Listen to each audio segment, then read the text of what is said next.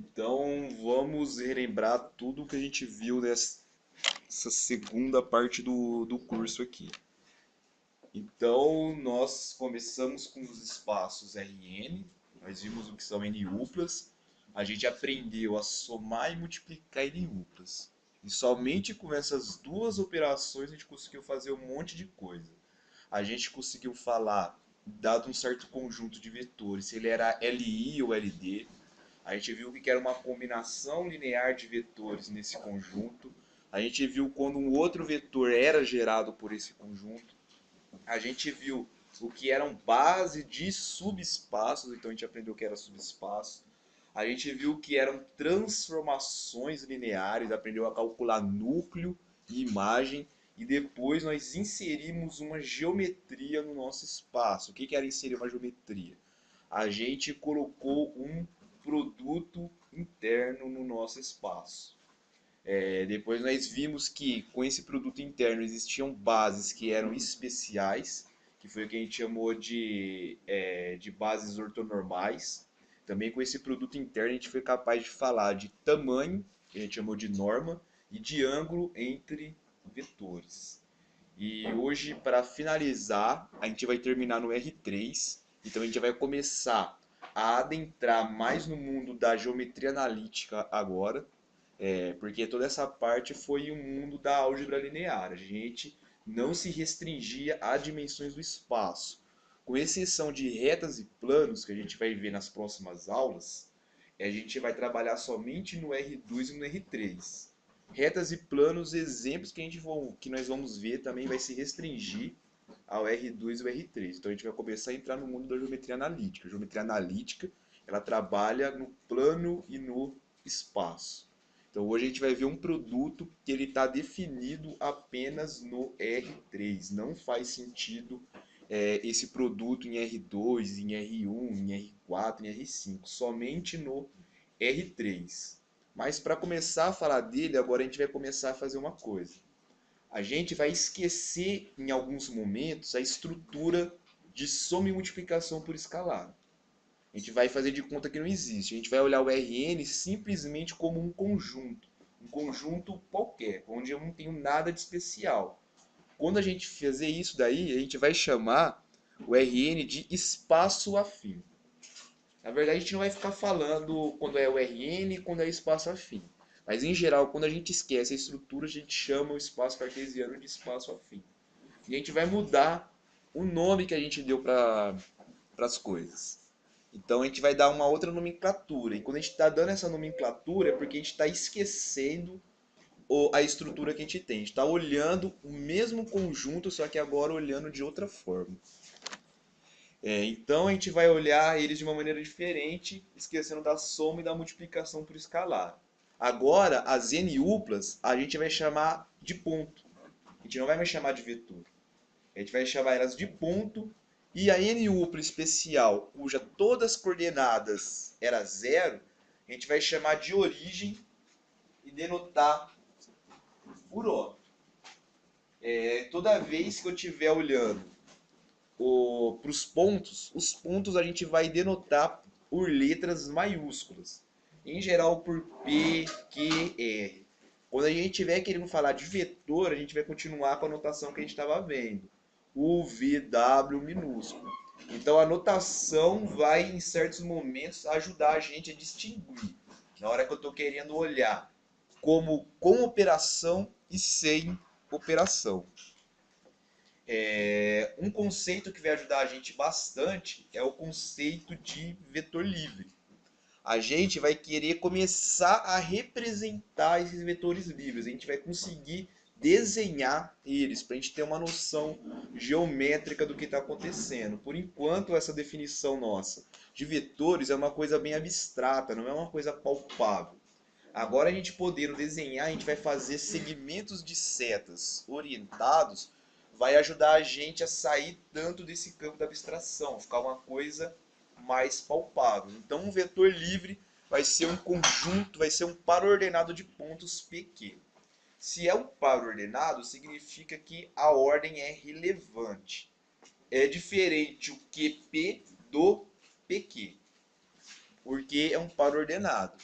Então, um vetor livre em Rn é simplesmente um par de pontos, só que um par ordenado. E a gente vai fazer uma associação. A gente vai associar um vetor livre a um vetor de verdade mesmo, vetor que nem a gente vinha trabalhando antes. Como que vai ser essa associação? Então aqui eu vou ter o P com as suas coordenadas, eu vou ter aqui o Q com as suas coordenadas, e eu vou associar ao vetor livre, ao par ordenado PQ, o vetor que eu chamo o vetor PQ mesmo. Eu não falo o vetor livre PQ, eu falo simplesmente o vetor PQ. E quem que vai ser esse vetor aí? Eu vou simplesmente fazer a subtração coordenada a coordenada. Então, vou pegar aqui na primeira coordenada, eu vou subtrair a primeira coordenada do Q pela primeira do P. Então, olha só como é que a ordem ela é importante. Então, ó, vai ser a primeira coordenada deste menos a primeira coordenada deste. A segunda coordenada deste menos a segunda deste daqui. E assim por diante, até chegar na última coordenada deste daqui menos a última coordenada daqui. Então, a cada vetor livre, eu associo um vetor de verdade por aquela regra ali. E aquela regra, então, ela tem algumas propriedades. A primeira propriedade, que a gente vai utilizar bem ela, é que é o seguinte: eu vou fixar um ponto e vou fixar um vetor. Então eu tenho um ponto e um vetor. Vai existir um único ponto Q, tal que na hora que eu olhar o vetor PQ, é simplesmente o vetor V. É como se fosse assim, eu fixei um ponto. A gente vai ver que a gente vai fazer certas setas. Então eu quero desenhar uma seta que representa o vetor V e começa no ponto P. Então vai existir um único ponto, vai existir um único lugar na onde que essa seta vai apontar certinho. E essa seta vai estar representando o V. Então é como se eu pegasse o V e quisesse representar ele por uma seta, vai existir, e eu quero sair do P, vai existir um único lugar que essa seta vai chegar. E essa segunda aqui, ela vai estar falando para a gente mais ou menos como que a gente consegue fechar triângulos usando vetores. Então eu posso ver um triângulo como sendo soma de vetores. Porque daqui a pouco a gente vai ver como é que a gente faz isso aí geometricamente. Aí quando eu chegar lá eu volto a dar uma pincelada aqui. E outras duas é que, bem, a ordem é importante. O que acontece se eu inverto a ordem do par ordenado? Então, se eu tenho o par ordenado PQ e o par ordenado QP, quero comparar esses vetores, um é menos o outro. Então, se eu inverto a ordem do par ordenado, na hora que eu olho o vetor resultante disso daí, eu estou trocando o sinal. E essa segunda aqui é o que a gente chama de lei do paralelogramo. Na hora que a gente vê a soma de dois vetores, isso aqui vai ficar mais claro. Isso aqui vai estar falando que se eu tenho um paralelogramo formado por dois vetores, então se um lado é paralelo ao outro, os outros dois lados restantes também vão ser paralelos. Então vamos ver o que é esse negócio aí de desenhar uma flecha, um par orientado quando eu tenho um vetor livre. Então, dado o vetor livre, o ponto P a gente chama de origem ou ponto inicial. E o ponto Q a gente chama ele de ponta ou ponto final. A gente tem uma classe de vetores livres, que é a classe do vetor livre nulo, que é quando a origem coincide com a ponta. E a gente costuma representar desenhando uma flecha. Então, como que vai ser essa flecha? Então, olha só aqui. Aqui eu tenho o meu ponto inicial P, aqui o meu ponto final Q. Então o que eu faço? Eu desenho uma flecha apontando para o Q. A pontinha dessa flecha, olha só, tá bem aqui. Então isso que é a gente representar um vetor livre. A gente pega os pares de pontos e desenhamos uma flecha. Essa flecha ela vai apontar para alguém, ela vai apontar para o ponto final. Por isso que a ordem é importante. Então, começa aqui e termina aqui. Então, isso daqui é um jeito de representar o vetor livre PQ. Esse daqui, ó, é um jeito de representar o vetor livre P', Q'. Uma seta começando no P' e terminando no Q'. E aqui é um jeito de representar o vetor livre Q duas linhas, P duas linhas. Então eu começo no Q duas linhas e termino no P duas linhas. Então esse é um jeito de visualizar um vetor livre. E com isso vai ajudar a gente também a visualizar vetores. Só que sempre, como que a gente vai fazer para visualizar vetores? Melhor vir aqui na próxima, que a gente vai visualizar a soma de dois vetores. A gente viu, dado dois vetores, como é que a gente faz para somar. Só que também tem um jeito geométrico, digamos assim, de fazer essa soma. A gente vai concatenar vetores. O que a gente vai fazer? Então, são dados V e W, e eu quero fazer a soma entre esses dois. Olha só, dado V e a origem, pelaquela primeira proposição que nós vimos, existe um único P, tal que OP, o vetor OP coincide com V. E também existe um único ponto Q, tal que o OK coincide com W. Então, olha só, como que eu vou visualizar o meu V? Eu vou visualizar o meu V simplesmente como sendo esse vetor aqui, ó, o OP. Então, esse daí é o jeito da gente visualizar vetores. Sempre eles vai começar na origem. Dado um vetor e a origem, vai existir um único ponto tal que o vetor OP coincide com aquele vetor dado. Então, é esse ponto aí que vai fazer a gente conseguir visualizar. Então, sempre quando eu quero desenhar vetores, eu falo assim, ó, esse daqui é o vetor, sempre eu vou partir da origem. E nesse sentido, dado o vetor e a origem, existe um único ponto P, tal que o OP coincide com V. Então, eu vou fazer essa associação. Então, esse daqui, o OP, é o que eu tenho geometricamente no meu V. Esse daqui, o OK é quem eu tenho o meu W. Então, se eu quero desenhar vetores, está aí. O V e o W são essas flechas aí. Esse P está associado unicamente ao V e esse Q está associado unicamente ao W. E como é que eu faço para somar os dois? Então, olha só. A soma, eu vou associar ela a quem? Ao ponto R. Como que eu faço esse ponto R? Como que eu descubro quem que é ele? Tem duas maneiras de eu descobrir. Olha só o que eu posso tentar fazer. Esse daqui é o meu vetor W. Beleza, ele está ali. Eu quero tentar deslocar esse W aqui, ó. Pegar, isso aqui é uma seta, é um desenho, então eu quero ir deslocando. Aqui é a origem dele. Eu quero ir deslocando a origem para trazer para cá. Essa aqui vai ser a minha ideia. Por isso que é o concatenar. Eu vou juntar dois vetores. Então, olha só. Partindo aqui, eu tenho o P e o W. Vai existir, pelaquela proposição 1, um único ponto R, tal que na hora que eu olhar o vetor PR, vai coincidir com W. Ó. O PR, ele coincide com W. Então, como que a gente falou que vetor sempre vai ter que ter um começo na origem quando eu quero desenhar, a gente não pode falar que esse daqui é o W. É como se esse daí fosse o W, mas com a origem P. É como se eu transladasse o W. Por isso que é bom que o vetor livre. É por isso que vetor só começa na origem. O vetor livre, ele é livre. Para ele acabou a abolição mesmo. Ele pode pegar e ficar em qualquer lugar.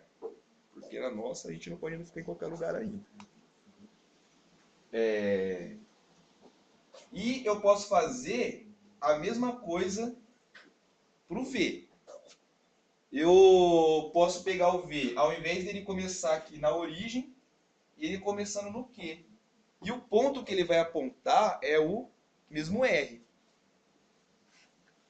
E quem que vai ser a soma? Bem, olha só aqui o que eu fiz. Eu fiz aqui o que eu chamo de paralelogramo. Um paralelogramo é um quadrilátero onde a cada dois lados ele é paralelo. Esse lado aqui é paralelo a esse, e esse lado aqui é paralelo a esse daqui.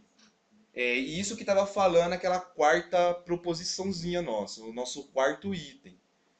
Estava falando mais ou menos que se esse lado for paralelo a esse, então esse daqui tem que ser paralelo a esse. E a nossa soma vai ser simplesmente a diagonal desse paralelogramo. Então essa diagonal aqui é o vetor que representa a soma. Então por que a concatenação de vetores? Olha só, eu tenho V e depois coloquei o W. Deu simplesmente a soma. É mais ou menos o que vocês veem no ensino médio em física.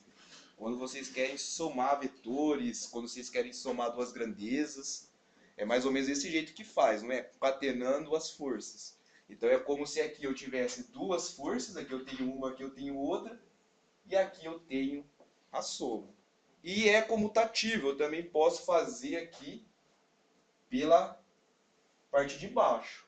Então eu estou fechando um triângulo.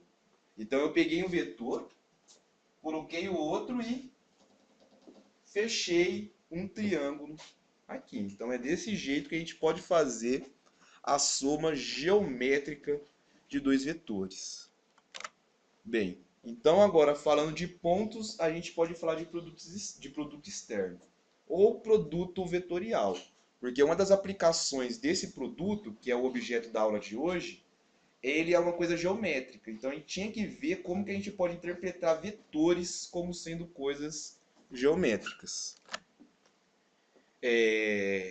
Então eu vou pegar dois vetores em R3, como eu falei, a gente vai trabalhar hoje somente no R3. E a gente vai definir o produto vetorial de V com W por essa fórmula aí. A gente vai aprender um jeito de conseguir calcular o produto vetorial sem precisar decorar essa fórmula. A gente vai ver que a gente pode calcular por um determinante de mentirinha. De mentirinha porque não vai ser uma matriz de verdade. Vai ser uma coisa parecida com uma matriz, então a gente vai calcular ali mais ou menos um determinante para não ter que ficar decorando essa fórmula aqui do produto vetorial. Produto vetorial sinônimo de produto externo. E ele tem algumas propriedades. Então a primeira propriedade dele é que ele é o que a gente chama de anticomutativo. Ele não é comutativo. Comutativo eu troco a ordem e eu não mudo nada. Ele, se eu inverto a ordem, eu mudo o sinal. Então o produto externo de V com W é menos o produto externo de W com V. A segunda propriedade é que ele pode ser para a gente um teste para saber se dois vetores são LIs ou LD. Então, se o produto externo deu zero, o único jeito disso daí acontecer é ele ser LD. Se o conjunto for um conjunto LI, esses dois vetores, o produto externo, ele é diferente de zero. Tem a propriedade do escalar. Então, se eu tenho um escalar multiplicando em alguma das coordenadas, esse escalar sai do produto externo. Eu tenho a propriedade da soma. Se eu tenho uma soma em uma das coordenadas, essa soma aqui ela se distribui no produto externo. E a quinta e última propriedade ele dá o lado geométrico. O porquê? Essa quinta propriedade aí, ela relaciona o produto externo com o produto interno. E para a gente, coisa de geometria é produto interno. Então aqui ela está relacionando a norma do produto externo aqui com o produto interno aqui. Em particular, caso os vetores v e w sejam não nulos, porque essa fórmula aí ela vale sempre. Em particular, quando eles não forem nulos, a gente pode falar do ângulo entre eles. E trabalhando aqui, nessa expressão aqui, utilizando Cauchy-Schwarz, o que a gente chega? A gente chega que a norma do produto externo é VW vezes seno de θ. E a gente vai ver o que significa isso daí. O que significa V vezes W vezes seno de θ. Então aqui a gente tem um paralelogramo. Eu vou fazer aqui um outro no nosso quadro. Ele vai ser um pouquinho diferente desse daqui. O W ele vai vir para cá, porque vai ser mais ou menos parecido com esse. Porque fica mais simples de entender daquela outra forma. Então, vamos tentar entender o que significa aquele número. Então aqui eu vou ter a minha origem O. Aqui eu vou ter o meu vetorzinho V. Ele vai apontar aqui para P. Eu vou ter aqui o W. Ele vai apontar para aqui. Agora então eu vou fazer aquele paralelogramo que representava a nossa soma. Como que eu vou fazer ele? Então eu vou pegar o V como se fosse o vetorzinho V, né? Desenhar aqui de novo. O W aqui a mesma coisa. E agora o que eu quero fazer? Eu quero calcular a área desse paralelogramo. E como que eu vou fazer isso daí? Como que eu vou calcular a área desse cara? A única coisa que a gente sabe fazer bem é calcular a área de retângulo. Porque a área de retângulo, como é que a gente faz? É simplesmente um lado vezes o outro. Aqui o que eu vou fazer? Olha só, eu vou vir aqui, ó, imaginar como se isso daqui fosse uma folhinha de papel e recortar aqui. E esse pedaço que está aqui, ó, esse triângulozinho aqui, eu vou encaixar ele bem aqui. Então, olha só o que eu tenho. Eu tenho agora um retângulo, né? Vamos usar aqui o verde. Então, aqui eu tenho esse retângulo. E esse retângulo aqui, ele tem a mesma área do paralelogramo. Porque eu cortei um pedaço do paralelogramo e encaixei em um lugarzinho ali. Então, eu não mudei a área do paralelogramo. E olha só. Este tamanho aqui, eu sei quanto que é esse tamanho. Esse tamanho aí, vocês concordam que é o mesmo tamanho do vetorzinho V? Então, é a norma de V. Agora, este tamanho aqui, ó, o tamanho desse lado aqui, ele não é o mesmo tamanho do W. Por quê? Eu olho para cá, eu tenho um triângulo retângulo. E o W é a hipotenusa desse triângulo. Então aquele tamanho lá, ele não é o tamanho de W. Como que eu consigo saber o tamanho daquele cara ali? Se eu tenho dois vetores não nulos, eu posso falar do ângulo entre eles. Então o ângulo entre esses dois vetores vai ser esse cara aqui. Então, por semelhança de triângulos, esse ângulo aqui também é θ. E o que eu quero saber? Eu quero saber o tamanho do cateto oposto a esse ângulo. Então, isso daí dá o tamanho da hipotenusa, que é o módulo de W, vezes o seno de θ. Então, o tamanho ali que eu quero é o tamanho do W vezes o seno de θ. Então, quanto que é a área desse paralelogramo aqui? a área vai ser o produto dos lados. Vai ser a norma de V vezes a norma de W vezes o seno de θ. Mas pela propriedade 5, isso daqui é o produto, a norma do produto vetorial entre V e W. Então, quando eu estou fazendo um produto vetorial, a norma daquele vetor está indicando para a gente uma área. Então, isso que é a relação geométrica.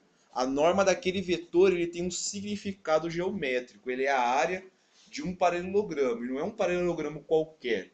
É um paralelogramo gerado pelos dois vetores. E eu sei, é impactante como vocês conseguiram viver até hoje sem saber disso daí. Eu sei que todo mundo toma realmente um choque. Então, essa é a propriedade geométrica do produto externo. Quando a gente está fazendo ele, a gente está, na verdade, calculando áreas de paralelogramo. E uma outra aplicação também é calcular área de retângulo. Quer dizer, a área de triângulo. Olha só, esse desenho aqui que está aqui em cima, a gente tem a gente chega na mesma conclusão daquele outro desenho. Eu não fiz um desenho que favorecia. Ah, professor, esse desenho aqui dá errado.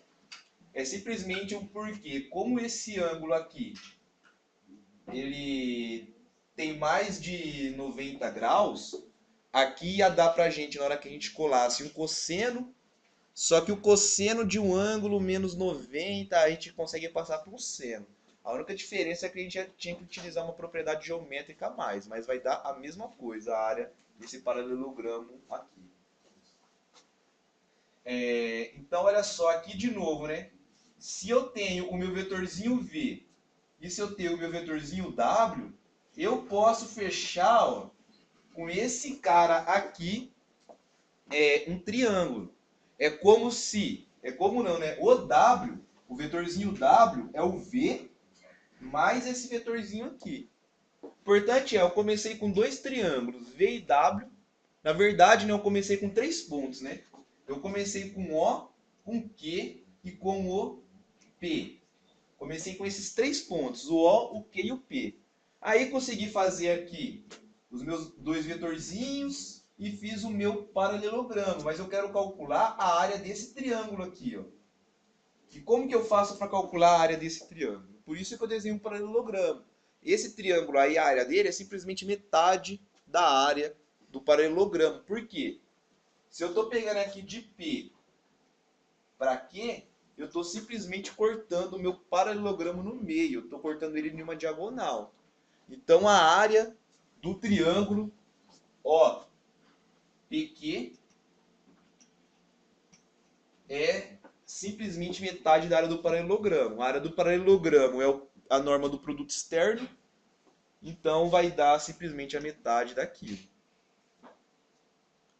Então agora vamos fazer alguns exemplos para fixar as ideias aí. Então, o primeiro exemplo, eu vou calcular o produto externo entre esses dois vetores. Eu vou mostrar que existe, na verdade, são dois jeitos que, na verdade, é um só. Eu vou fazer por cofator e por Sarri. Cofator e Sarri é a mesma coisa, só que tem gente que são duas coisas completamente diferentes. É por causa que um já tem uma fórmula pronta, no outro é como se você ficasse fazendo a fórmula toda santa vez. Mas eu prefiro o jeito de fazer a fórmula toda santa vez. Então aqui a gente vai fazer dos dois jeitos. Então como que a gente faz para calcular o produto externo entre esses dois vetores? Então eu quero fazer o V com W. Então, esse produto externo ele vai ser um determinante de mentirinha. Isso daqui, ó, focar bastante nisso. A gente não vai fazer um determinante de verdade. A gente vai aqui fazer uma matriz que não é uma matriz de verdade. Matriz pra gente é uma tabela de números reais. Aqui a gente vai misturar vetores com números em uma mesma matriz. Por isso que não é uma matriz mesmo. E o resultado do determinante vai ser um vetor. E o determinante para a gente tem número real. Então isso aqui é só como se fosse um algoritmo para a gente não ter que decorar aquela fórmula. Então olha só, vou fazer o determinante dessa matriz aqui. Na primeira linha, eu vou colocar a base canônica do R3. O E1, o E2 e o E3. Então aí já está, ó. Em uma entrada da matriz eu tenho vetores. É comum na literatura encontrar esses caras aqui, o E1 sendo chamado de I, chapéu, o E2 sendo chamado de J, chapéu, e o E3 sendo chamado de K, chapéu. Na literatura em geral vocês vão encontrar IJK em um livro de geometria analítica. É muito raro encontrar E1, E2, E3. Isso daí a gente dá os créditos para os físicos. Em geral, em livros de física é cheio desses vetores aí. Beleza, então a primeira linha é a base canônica. E na segunda linha? Na segunda linha são as entradas do primeiro vetor. E lembrem, a ordem é importante. Um produto vetorial ele é anticomutativo. Então, se eu inverto a ordem, eu vou estar mudando o sinal. Então, primeiro o V, que é 0, 1, 2, e depois o outro vetor, que é o W. Então, um vetor, o primeiro vetor é a segunda linha, o segundo vetor é a terceira linha. 3, 4, 5. Tem algumas coisas aqui que funcionam, que nem olha só. Se eu inverter a ordem dos vetores, o que eu vou estar fazendo?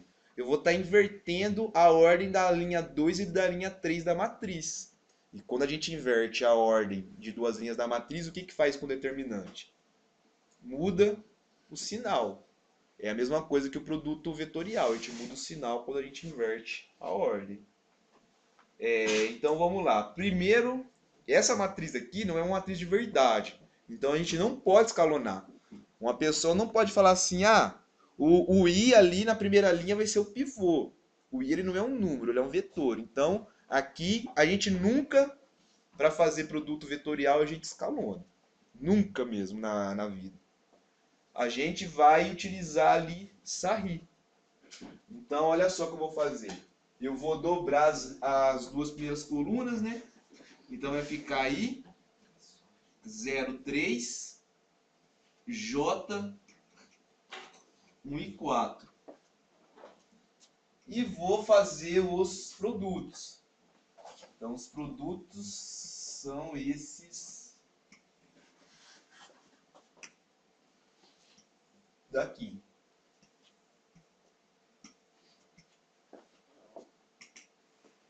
Então o primeiro vai ficar 5i, não, 5e1, 6e2 e 0e3, né? Porque aquela última seta ali passa por um 0. Depois, as em vermelhos eu inverto o sinal, então vai ficar menos 3 e3, menos 6 e 0j. E agora o que eu vou fazer? Eu vou agrupar os I's, o J e o K. E é nessa hora aqui que acontece a grande maioria dos erros de quem faz desse jeito. As pessoas... eu escrevi ali I, né? Mas eu estou escrevendo E, então que é E1. E1. Ali em cima também vai ser E1 E2. E é 8, né? Espera isso. 8 e 1.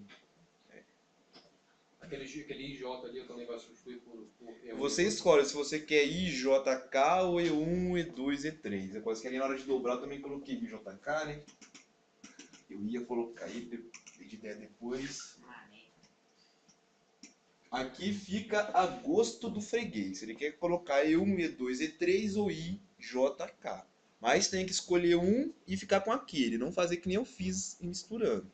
E aqui é onde acontece o grande problema. As pessoas, eu acho que elas têm umas letras tão bonitas que elas mesmas se atrapalham com as próprias letras. Aí tem pessoa que vai lá e coloca J, pensa que é um I, e soma quem está com J junto com I. Isso daí não pode, você vai ter que somar os coeficientes da mesma letra. Então vai juntar dois Is, os dois J's e os dois K's que em geral aparecem. Aqui os que apareceram o coeficiente zero eu não escrevi. Mas é muito comum as pessoas aí fazer uma salada de letras. É aqui, ó, só que desse lado aqui eu troco o sinal. Todos esses outros lados da minha seta, elas são invertidas o sinal. Então aqui vai ficar 5 menos 8 dá menos 3, E1, mais 6, E2, menos 3, E3. E agora eu vou ter que escrever isso daí como sendo um vetor. Mas isso é fácil. Olha só, meu vetor vai ser o menos 3, 6, menos 3. E olha só por quê. Eu vou escrever o E1, quem é ele mesmo de verdade, é o 0, 0, 1. O E2 é o 0, 1, 0. E o E3 é o 0, 0, 1. E agora eu vou fazer os produtos por escalares. Vai ficar... Opa, esse E1 aqui eu escrevi errado. Aqui eu escrevi o E3, né? O E1 é esse cara aqui. Então vai ficar menos 3, 0, 0, mais 0, 6, 0, mais 0, 0, menos 3.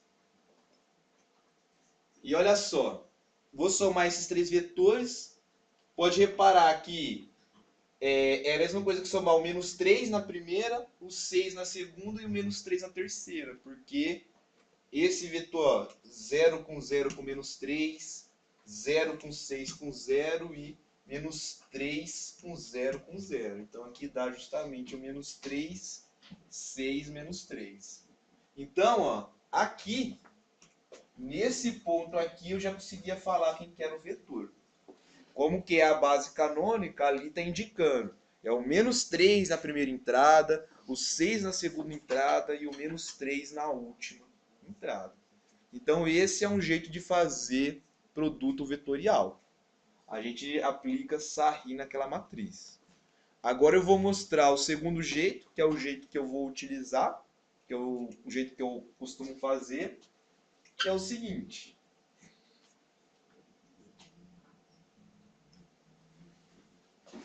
Então, o VW vai ser o determinante daquela matrizinha lá. O E1, o E2, o E3, 0, 1, 2, 3, 4, 5.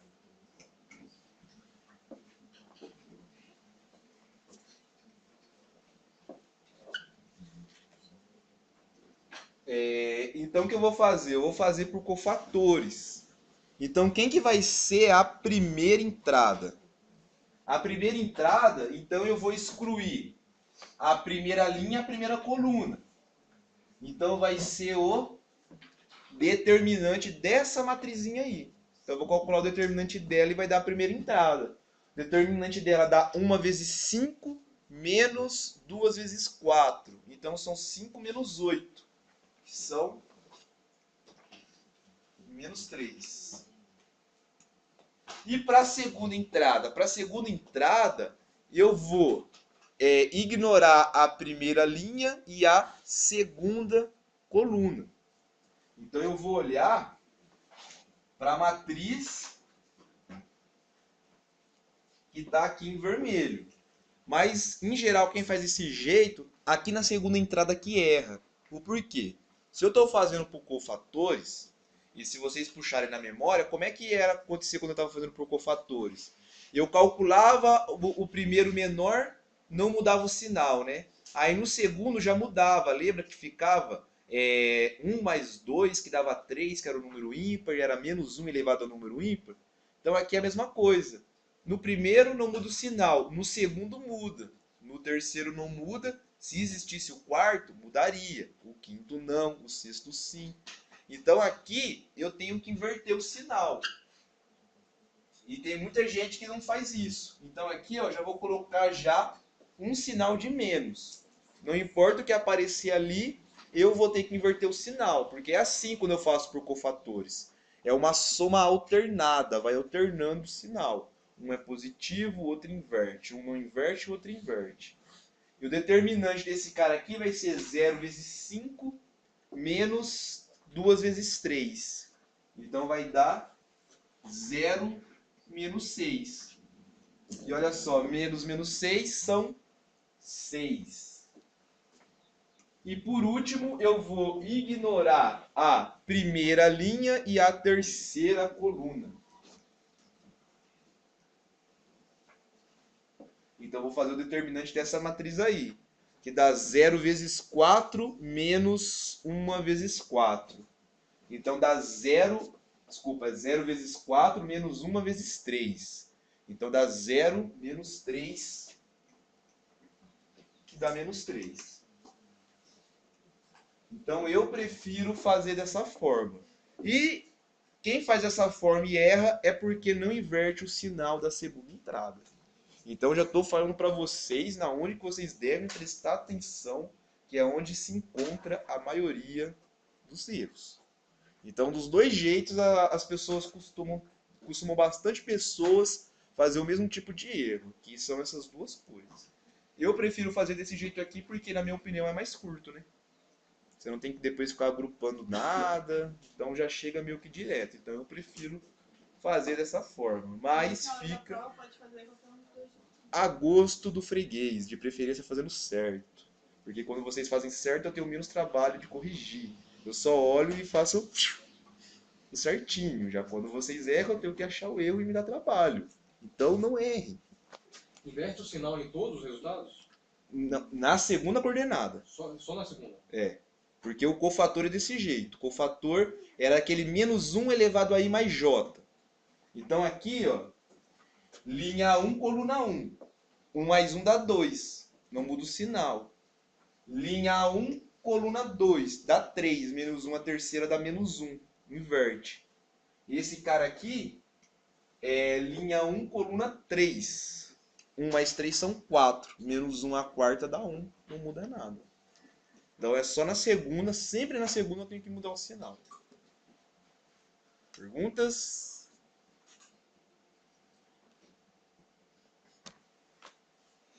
Então, agora a gente volta lá para quarta, quinta série e vamos calcular a área de triângulo.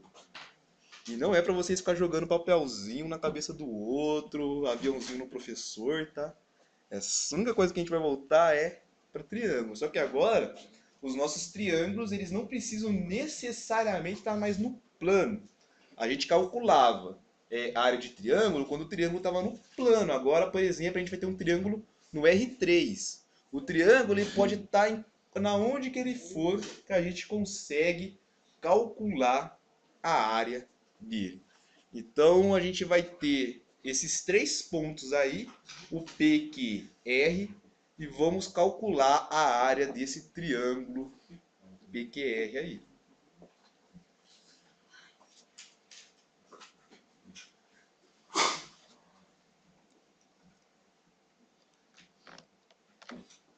Olha só, então, se a gente quer calcular a área de triângulo, como que a gente vai fazer? Então, aqui está o meu P, aqui o meu Q, aqui o meu R. Uma coisa que a gente tem que fazer é, eu vou fixar um ponto. Desses 3 aí, eu vou escolher o que eu acho mais bonitinho. Então, eu vou escolher aqui o R. Olha só, vou colocar um cabelinho nele. Vai ficar o mais bonitinho possível. Então, escolha um ponto de preferência. Esse ponto aí, ele vai representar a minha origem. Então, eu vou construir 2 vetores. eu vou fazer esse vetor livre aqui e esse vetor livre aqui. Então, naquele desenho que vocês viram, quando quando eu calculei, eu falei que o triângulo era metade da área do paralelogramo, a gente tinha origem. Aqui é como se esse R estivesse fazendo o papel da origem lá. Então, para me fechar meu triângulo, eu venho aqui, mas quem eu vou calcular então o R vai fazer o papel da origem.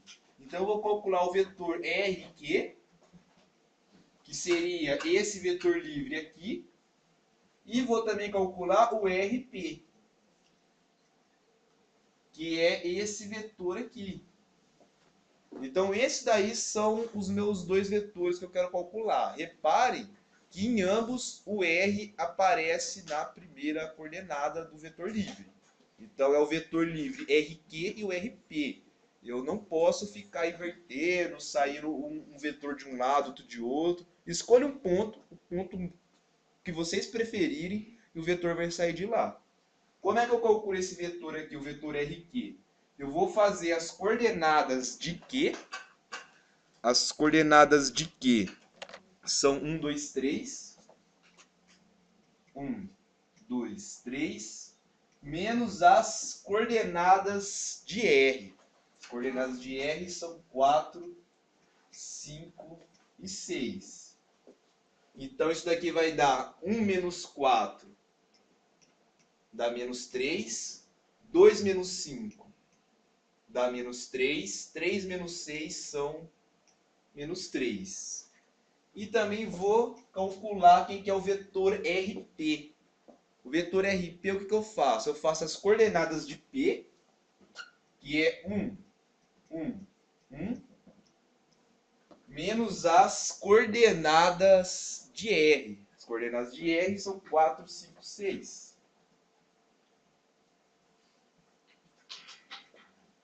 Então fica 1 menos 4 dá menos 3, 1 menos 5 dá menos 3, 1 menos 6 é menos 4, que vai aumentando, o outro que ficava fixo. 1 menos 5 dá menos 4 e 1 menos 6 dá menos 5. Pelo menos estão prestando atenção então, né? E agora o que eu vou fazer? Eu vou fazer o produto interno desses dois caras. A área do triângulo vai ser justamente a metade dele. É como se eu estivesse olhando para esse paralelogramo aqui, ó. O produto externo, a norma do produto externo desses dois caras da área do paralelogramo. O triângulo que eu quero é metade da área. Então a gente vai calcular na outra tela quanto que é. Já deixa eu já explicar uma coisa. Ah, professor, eu escolhi o ponto Q como meu ponto predileto e os vetores deu diferente. Em geral, os vetores darão diferente mesmo. Mas, quando eu fazer o produto externo entre eles, a norma vai coincidir e não importa o meu ponto que eu escolho para ser meu ponto predileto. Então, até aqui é normal as pessoas ter os vetores serem diferentes. O produto externo também pode ser diferente, mas a norma do produto externo não. A norma do produto externo é para coincidir todos. Não importa o ponto que escolheu para ser preferido. Então eu quero fazer o determinante, o E1, E2, E3, do menos 3, menos 3, menos 3, menos 3, menos 4, menos 5. Então, como que vai ficar isso daí? Então, a primeira coordenada vai ficar 15 menos 12. 15 menos 12 são menos 3. Na segunda entrada, ó, já vou aqui colocar o sinal de menos para não esquecer. Eu, de vez em quando, assim, eu esqueço as coisas, já coloco ali para não ter erro de errar. Sempre na segunda entrada a gente inverte o sinal. Já deixa ali o sinal de menos, que é para não esquecer depois de fazer a conta.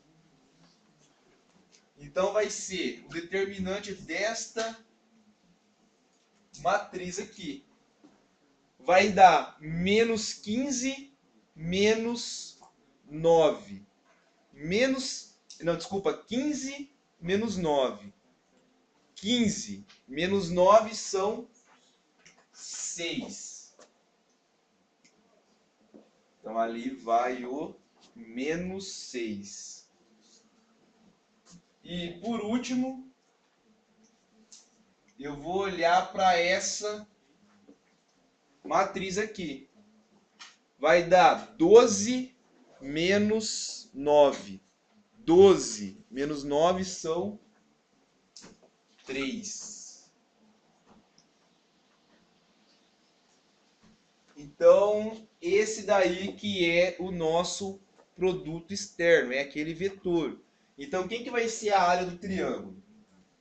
Então, a área vai ser igual a metade da norma. Ô João, Eu. por que na segunda vai dar menos 6? Na segunda, sempre a gente inverte sinal. Sim, mas é porque eu daria menos 15 menos 15, 9. Ah, tá. 15 menos 9 dá 6. Ah, tá. Como eu inverto sinal, são menos 6. Já coloquei o sinal lá antes para não acontecer esse tipo de confusão. Como eu te falei, tá vendo? É na onde que erra, é justamente da segunda. Na minha cabeça eu tava pensando como soma e não como. Era como se fosse. Eu pensei somando, dentro fazendo a multiplicação. Não sei se você entendeu o que eu quis dizer. Não. Aí o sinal. Mas você viu ali. E em geral, é ali na segunda ali que é. A pessoa pode falar assim, não, eu sei, eu vou me lembrar. Aí na hora que é para se lembrar, esquece. É aquilo ali do menos eu lembrei. Foi lá na hora do segundo negócio que eu confundi. Mas eu já entendi. Tá. Então, olha só, a norma desse vetor aqui, como que eu faço para calcular a norma? Quem se lembra aí como é que a gente calcula a norma?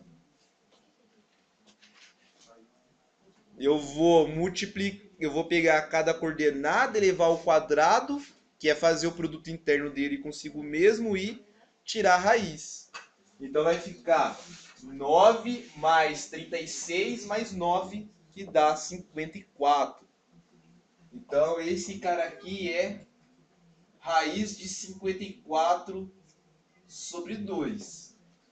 Mais 50, se eu quero deixar mais bonitinho, 54 é 9 vezes 6. Então vai dar a raiz de 9 vezes a raiz de 6. E a raiz de 9 são 3. Então isso daqui são 3 raiz de 6. E olha só, eu tenho um jeito de chegar naquele resultado ali mais bonitinho, direto também. Como? Olha só esse vetor aqui. Como que a gente consegue tirar aquele 3? Tem um fato aqui que está obscuro aqui dentro. Quanto que dá 3 vezes o vetor menos 1, menos 2, 1? Quanto que dá esse vetorzinho aqui? Vocês concordam que 3 vezes esse vetor dá justamente o menos 3, menos 6 e 3? Olha só, nesse vetor aí que eu calculei a norma, todo mundo é múltiplo de 3. Então tem um jeito mais fácil quando eu quero calcular a norma de um vetor, se eu observar quando ele é múltiplo de alguém. É por isso que na aula passada eu colocava aquele lambda lá e falava para vocês, escolham o menor lambda. Porque em geral, quando os números ficam grandes, é meio chato ficar calculando norma, né? Porque normas são caras ao quadrado. Imagina se ele tivesse um 12, um 15 ali. Então, olha só, quando eu percebo isso daqui, eu quero calcular a norma. Então, olha só, a norma do menos 3, menos 6 e 3 é igual à norma do 3, menos 1, menos 2 e 1. E uso propriedade de norma. O escalar sai módulo para fora. E isso daqui dá 3, que multiplica a norma do menos 1, menos 2 e 1. E a norma do vetor menos 1, menos 2 e 1 é mais fácil de calcular. Quanto que dá a norma do vetor menos 1, menos 2 e 1? A norma dele é justamente o raiz de 6.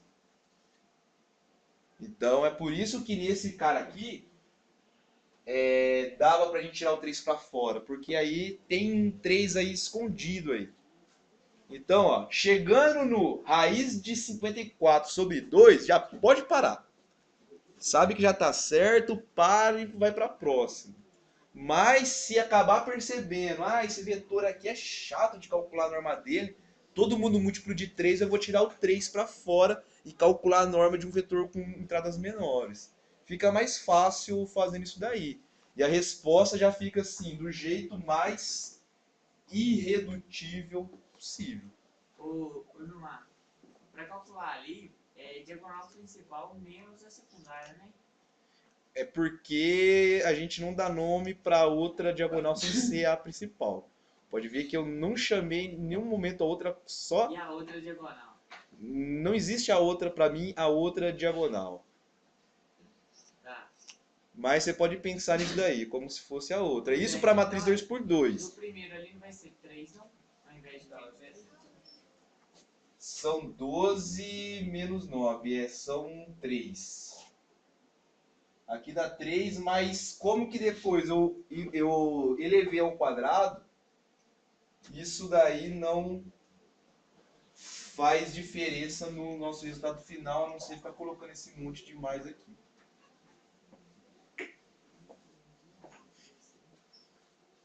Se você seguir o raciocínio, vai quase que o que é o menos 3 eu elevei ao quadrado, que deu 9, e o 3 vai ser a mesma coisa. É bom perceber o erro, mas pro resultado final, ainda bem que não foi um erro que comprometeu muita coisa. Mais perguntas? Olha, lembrando, tá? Multiplicar as diagonais é matriz 2 por 2. Sarri só dá certo para matriz 3 por 3. Que nem no último exercício da prova, que era uma matriz 5 por 5, não dava certo Sarri. Não adianta você tentar fazer duas colunas, aí inventar umas flechas. Eu já tinha falado antes. Sarri é único e exclusivo para a matriz 3 por 3. Só um minuto. Alguma pergunta desse daqui? Então, passar aqui para o próximo. Esse próximo é vocês que vão fazer. Eu vou dar para vocês 5 minutos. Então vamos lá ver esse exemplo aqui. Então a gente tem o vetor 1, 3, 2 e o 2, 1, 2. Então é 1, 3, 2 e o 2, 1, 2. O E1, o E2, o E3. E dois lembretes antes, para mim não me esquecer, que amanhã a gente tem um encontro das 8 ao meio-dia nessa chuvinha aqui. Quem quiser pode trazer um cafezinho, uns pão de queijo para distribuir, tá? E o segundo esse é o último conteúdo para a segunda avaliação. Então, com esse conteúdo, vocês são capazes de fazer todas as 4 listas que tem. Então, aqui a primeira vai ficar 3 vezes 2, que são 6. 2 vezes 1, que são 2. 6 menos 2 são 4. A segunda vai ficar 1 vezes 2, que são 2. 2 vezes 2 são 4. 2 menos 4 são menos 2. Mas eu inverto o sinal, fica 2. E por último, vai ficar 1 vezes 1, que dá 1. 3 vezes 2, que dá 6. 1 menos 6 são menos 5. Então a primeira parte fechou. Na segunda, eu vou escolher o meu ponto preferencial para ser o P. Então eu vou ter que calcular o PR e o PQ. Quem escolheu o outro ponto preferencial não tem problema. Vocês vão ver só que a norma do produto vetorial vai coincidir. É isso que é importante. Em geral, os vetores ficam diferentes.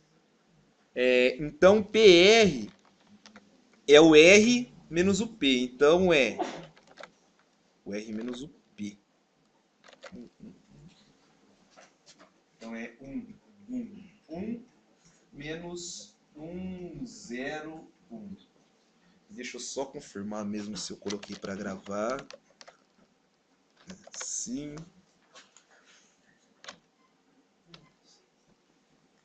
Então, isso daqui vai ficar 1 menos 1 dá 0, 1 menos 0 dá 1 e 1 menos 1 dá 0.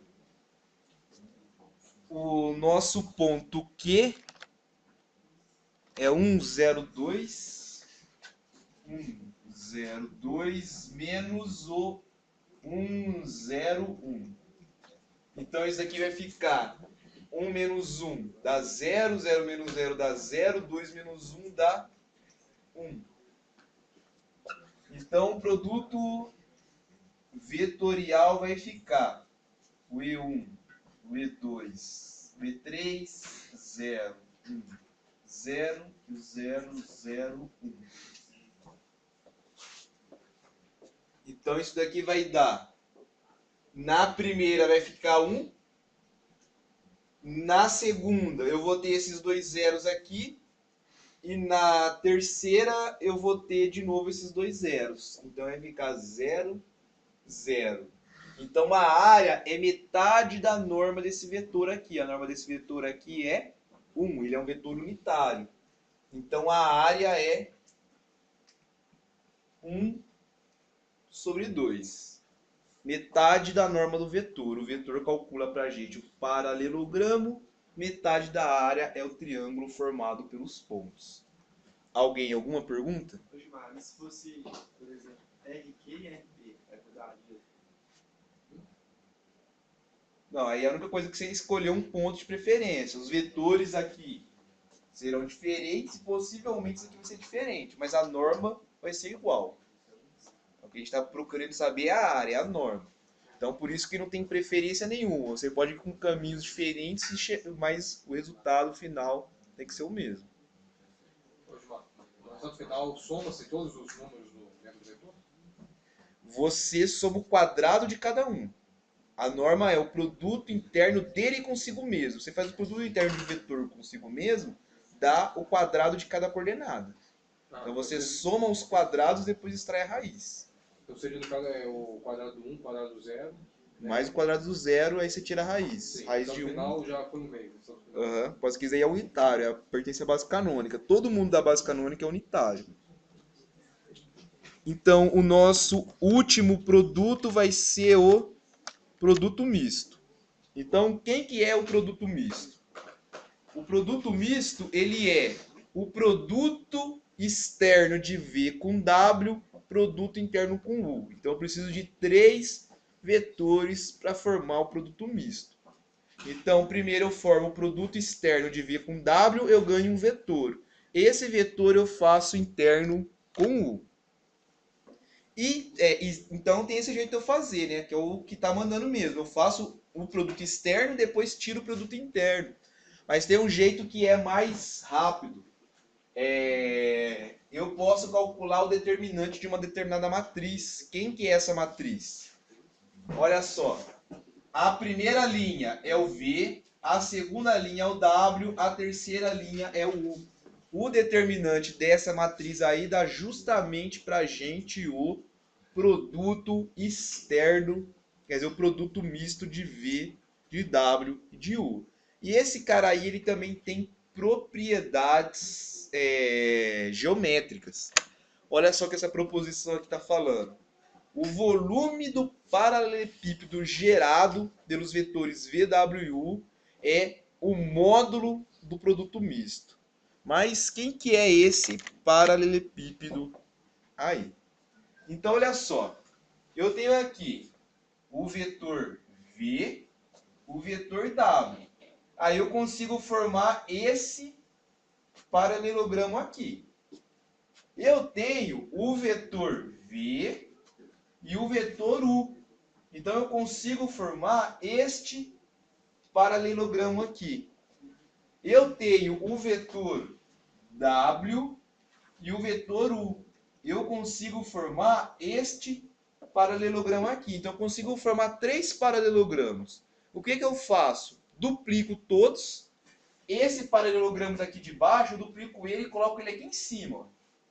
Esse paralelogramo aqui, eu duplico ele e coloco ele aqui. E esse daqui, eu duplico e coloco aqui.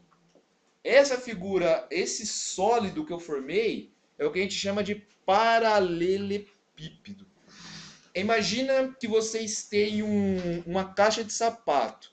Só que essa caixa de sapato não é tão certinha. Os ângulos não são 90 graus. Imagina que, por exemplo, caiu alguma coisa em cima. Aí a caixa de sapato que era assim, vai ficar assim meio que tortinha, né? Vai ficar meio que empurrada para frente. Mas imagine isso daí um pouco de cada lado. É mais ou menos isso que é um paralelepípedo, que nem existem cidades que também tem pedra, como aqui em Diamantina, só que esses paralelepípedos são certinhos, aí um encaixa no outro. Não fica esses vácuos que nem o daqui, os paralelepípedos daqui que não são paralelepípedos. Mas então isso que é um paralelepípedo. Então com 3 vetores a gente consegue formar um paralelepípedo. E o módulo do produto misto dá pra gente o volume deste paralelepípedo aí. Então é para isso que a gente usa o produto misto. Então eu quero calcular o volume do paralelepípedo gerado pelos vetores 1, 2, 3, 0, 0, 3 e 0, 1, 2. Esse daí eu vou dar 3 minutos para vocês calcularem esse volume. Então vocês vão pegar escolher 2 vetores, tirar o produto externo, fazer produto interno com o terceiro, isso daí que é o produto misto, e depois calcular o módulo. Lembre-se sempre, área e volume são sempre números positivos. Não existe aquilo, uma coisa do tipo, eu vou tomar menos 5 litros de cerveja. Vai regurgitar? Vou pegar a cerveja que tem dentro do meu sangue, eu acho que tem mais cerveja do que sangue, né? E vou começar a drenar. Não existe volume e área negativos. Se eu ver alguém colocando volume menos 5, eu vou somar essa nota na avaliação. Você poderia repetir os passos? Fazer o produto externo entre 2 vetores e fazer interno com o último. Um que sobrou. Quando eu falei que você participava da aula, não era com esses sons que eu gostaria que aparecesse, né? Mas bem, vamos lá para aqui pro áudio não ficar aquele áudio travado. Eu vou fazer da segunda forma. Eu vou fazer por essa matriz, por essa proposição que fala. Então eu vou fazer o produto misto do V, do U e do W. Então, o produto misto do V, do U e do W, em módulo, é o módulo do determinante da matriz. Então, a primeira linha vai ser o V, se eu não me engano é 1, 2, 3. O V é 1, 2, 3. 1, 2, 3. Depois é o 0, 1, 2, que é o U. E depois o 0, 0, 3, que é o W. Quanto é o determinante dessa matriz? Quem consegue olhar e falar quanto que é? Alguém consegue olhar e falar qual que é o determinante dessa matriz só olhando? Será que é 1? Porque só na primeira coluna tem 1 e o resto é 0? Não. É 3. Por que que você consegue olhar e falar que é 3? Que eu faço com o fator. Ela é uma matriz triangular superior, então determinante ao produto da sua diagonal. É a única matriz que a gente sabe calcular determinante.